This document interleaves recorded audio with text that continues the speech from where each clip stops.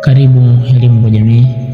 Video iliyopita tulizungumzia mambo ambayo kiongozi hapaswi kufanya kabisa. Kama kiongozi unataka kuwa kiongozi bora, tulizungumzia mambo gani ambayo hupaswi kufanya kabisa kama kiongozi. Sasa leo tutaangalia, katika video hii tutazungumzia kuhusu mbinu za kukabiliana na changamoto kama kiongozi. Wewe kama kiongozi unataka kuwa kiongozi bora, sasa ni mbinu gani ambazo unaweza kuzitumia ili kukabiliana na changamoto katika uongozi wako?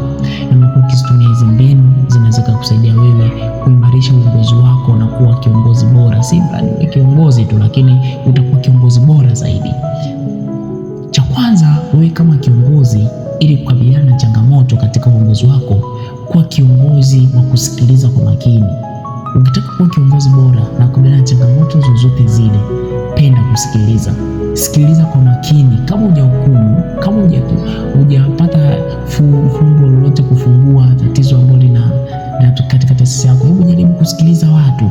Kusikiliza watu wakikuletea kero, kusikiliza watu wenye changamoto wanazokuja. Sikiliza kwanza kabla hujahukumu. Sikiliza kwa makini wanasemaje. Kwa maana unaposikiliza mtu utajua huyu anadanganya, huyu anadanganya, na huyu ana tatizo fulani, na namna gani utapata ufafanuzi zaidi jinsi gani ya kutatua hilo tatizo. Kwa unaposikiliza kwa makini, kiongozi bora, ili kutatua changamoto inatakiwa kuwa msikivu, kusikiliza kwa makini watu wanasema nini, kutatua matatizo yao. Unaposikiliza kwa makini utajua namna gani ya kutatua hilo tatizo. Kitu kingine, kiongozi, ili kukabiliana na changamoto, inatakiwa kutafuta ushauri kutoka kwa watu wengine. Wewe kama kiongozi, hebu jaribu kuombea uongozi wako katika taasisi unayosimamia. Hebu angalia na viongozi wengine katika ngazi unazosimamia. Je, unatafuta unakompea uongozi wako na uongozi wa sehemu nyingine? Unaweza ukatafuta ushauri, ukatafuta labda coach wako ambao utakuwa unamwambia bana, 1 2 3 unashirikiana katika uongozi wake na uongozi wako, unakompea, jamani, mimi kuna tatizo 1 2 3, je, hili tatizo naweza nikatatuaje? Kwa hiyo unakuwa ukiwa kiongozi wa kutafuta ushauri kwa watu wengine au kwa viongozi ambao mnafanana katika nyanja za usimamizi wa taasisi fulani, hii inaweza kukusaidia wewe kutatua changamoto kwenye taasisi yako na kusonga mbele na kuwa kiongozi bora. Si mradi kuwa kiongozi bora, kwa sababu unapotafuta zaidi ya watu 3 4 katika taasisi mbali ambazo labda ni the same, hii inaweza kukusaidia wewe kumanage na kuwa ukasogea zaidi na kwenda mbele zaidi. Kitu kingine, kama kiongozi, ili kukabiliana na changamoto, inatakiwa kufanya maamuzi kwa kufuata maadili. Unatakiwa uangalie, si kwamba 1 2 3 tu unafanya tu ghafla. Hapana, wewe kama kiongozi unatakiwa uangalie namna gani ya kufanya maamuzi kwa kufuata maadili, aidha kwa kufuata ngazi za watu na nini, kufuata 1 2 3. Hii inaweza kukusaidia wewe kama kiongozi kufikia katika na kukabiliana na changamoto ambazo zinaweza kutokea katika taasisi yako. Kitu kingine ni kuweka vipaumbele vya kazi. Kama kiongozi, usiweke vipaumbele, usiweke kwanza vipaumbele, weka kwanza vipaumbele vya kazi mbele zaidi. Hii inaweza kukusaidia wewe kukabiliana na changamoto ambazo zinaweza kutokea katika uongozi wako. Unapoweka katika vipaumbele vya kazi, inaweza kujua kwamba hichi kipaumbele hichi 1 kimetendeka, 2 kimetendeka, hichi 3 kimefeli. Kwa sababu gani kimefeli?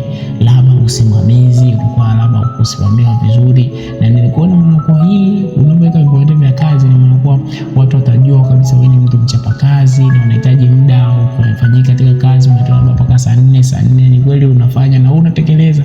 Kwa hiyo vipaumbele vya kazi, ina maana kuwa unaweza kukabiliana na changamoto ambazo zinaweza kutokea hapa, ku manage the times katika taasisi yako ambayo unaisimamia.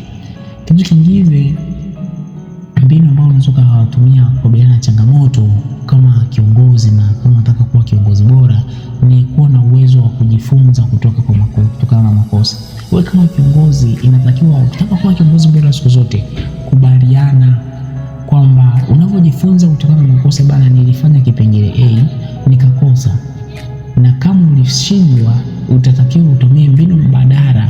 Ndio maana tukasema natakiwa utafute ushauri kwa watu wengine. Kama umefeli mbinu A, umetumia mbinu A umefeli, natakiwa tutafute mbinu B ili ya kuweza kuimarisha wewe kuwa kiongozi bora zaidi. Kwa hiyo tunajifunza kulingana na makosa bana. Ukienda mbinu ile, ulifanyeni 1 2 3, anamwambia bana, mimi nilifanya 1 2 3. Kwa hiyo anaweza nitakushauri wewe kama wewe kujifunza na kuwa imara zaidi kutokana na makosa ambayo unaweza kufanya, na unaweza kukabiliana na changamoto katika taasisi yako na kuonekana wewe ni kiongozi bora na unafaa, na watu watakupenda zaidi, na mnakuwa hata watu waliokupa kusimamia hiyo taasisi na mnakuwa watakupenda, hata watakuangalia muda wote, hatatamani kuondoka. Tulikuwa tunazungumzia uongozi na uwajibikaji.